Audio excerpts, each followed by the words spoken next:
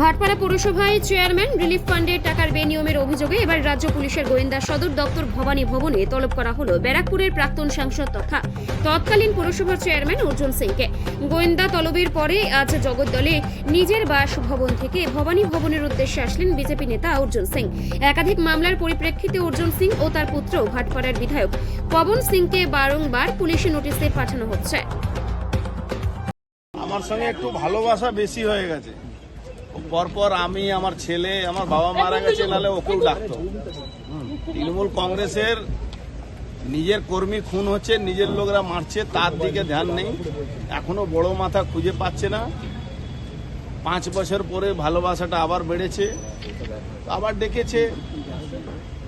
সব রাজনীতিক ব্যক্তি রাজনীতিক কার্যকর্মের সঙ্গে যুক্ত থাকে। আজকেই দেখুন না, হাফ অ্যান আওয়ার লেট হয়ে গেছে, রাস্তায় অত জাম ছিল।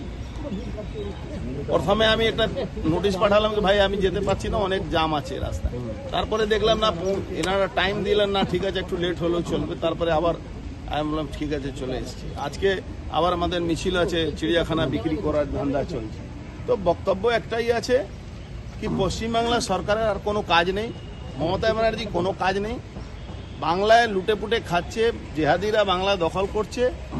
আর উনি যারা পলিটিক্যাল যারা এনিমি আছে, দল অন্য দলের লোক আছে, তাকে উনি যেত হারাস করার জন্য লোকাল এজেন্সিকে, স্টেট এজেন্সিকে তার পিছনে লেগে। একটাই প্রশ্ন, সেবাশ্রয় প্রকল্প খুব ফাটিয়ে বলা হচ্ছে ডায়মন্ড হারবার মডেল, উল্টো দিকে দেখা যাচ্ছে সরকারি পরিষেবা তাহলে কি রসাতলে যাচ্ছে? এটাই কি তৃণমূলের এমপি প্রমাণ করছেন যে রাজ্য সরকারের স্বাস্থ্য ব্যবস্থা একদম রসাতলে গেছে? এই ব্যাপারে 100% ঠিকই বলছেন অভিষেক বন্দ্যোপাধ্যায়। স্টেট যে কোনো ডিপার্টমেন্ট ফেলিওর আছে। তা আমি ওনাকে বলবো, ডায়মন্ড হারবার মডেল উনি স্বাস্থ্য সেবাতে করছেন। একটু ওই যে তিরপাল দিয়ে বাঁধ বানান তো ওই সাউথ 24 পরগনাটা, ওটাও একটু দেখলে ভালো হতো। কেন অনেক মানুষ প্রত্যেক বছর ওখানে তার ঘর বাড়ি সব নষ্ট হয়ে যায়। তা উনি ডায়মন্ড হারবার মডেল, যেহেতু উনি ভাইপো আছেন, তার কাছে কোটি কোটি টাকা আছে, অন্য লোক তো সেই মডেল করতে পারবে না। তো রাজ্যের দুটো সমানান্তর সিস্টেম চলছে, জানি না রাজ্য কোন জায়গায় যাবে। না ভাইপো কি কোথাও পিসিকে টেক্কা দিচ্ছে? সেটা তো ভাইপো বলতে পারবে বা পিসি বলতে পারবে, সেটা তো আমি বলতে পারবো না। কিন্তু এটা জিনিস আছে, ভাইপো বলছে কি পিসি তুমি পারছো না। অর্জুন দা, যে বিষয় সেটা হচ্ছে আপনাকে আগে টেন্ডার দুর্নীতি রাখা হয়েছিল, সমবায় ব্যাংকেরটা, এবারে আবার কি নতুন মানে কোন বিষয়? এবার আর এক দুর্নীতি নাকি আমি করেছি।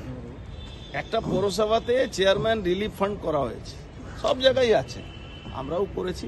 এমন অবস্থা হয় মাঝে মাঝে কি যারা ক্যাজুয়ালে কাজ করে তাদের মাইনা সরকার দেয় না বা কোনো দায় নেয় না, তখন কোন ওয়েস্ট বেঙ্গল আরবান এমপ্লয়মেন্টের স্কিমের টাকাও আমাদের এই ফান্ড দিয়ে গরিব মানুষকে সেবা করা, গরিব মানুষের কোনো ট্রিটমেন্ট ব্যবস্থা এখান থেকে করা হয়। কিন্তু সেখানেও নাকি দুর্নীতি হয়েছে। আমি বুঝতে পারছি না কি দুর্নীতি যারা করছেন তারা শুধু দুর্নীতি দেখছেন। ওখানে একটা পয়সা পৌরসভাতে, আমি আগেও বলেছি এখানেও বলেছি, এই পৌরসভা এমন একটা জায়গা যেন without CIC meeting, board meeting এ 1 পয়সা কেউ খরচ করতে পারে না। আপনি এর আগে একটা রাসায়নিকের কথা বলেছিলেন, তার পরবর্তীকালে এখনো তার থেকে পিছিয়ে যায়নি, ঘাবড়াবার কিছু নেই, এখনো কি মনে করছেন? আবার আসবে। আবার এখনো কি মনে করছেন? আপনি কি আশঙ্কা প্রকাশ করছেন নতুন একটা ভ্যারিয়েন্ট এসেছে আপনার?